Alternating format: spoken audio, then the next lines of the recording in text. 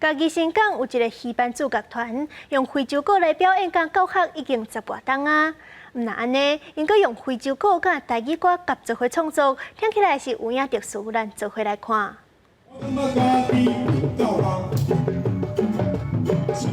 热烈鼓声加上台语歌词，互人想袂到的组合，所有无意中的效果。来自嘉义的戏班主角团创团10多档，一开始以表演为主，团长江贵宏去非洲进修了后，开始加入创作，而且着用家己熟悉的语言。你伫庄脚吼，你伫庙埕你表演吼，其实阿公阿嬷无你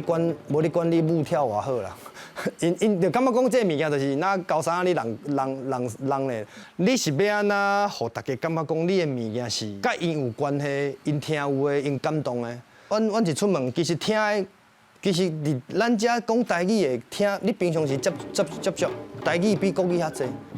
用台语唱出生活打拼的奋斗过程，希望民众真正听有非洲鼓音乐。江贵宏也发现台湾原住民文化参非洲文化一部分真相像，也利用假日去阿里山搭帮国小甲学生拍鼓。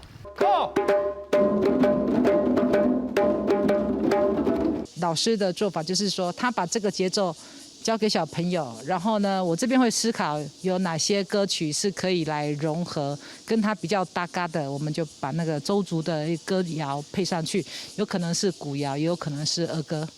教非洲鼓，毋过无教非洲歌。江贵宏希望传承的是音乐的技巧，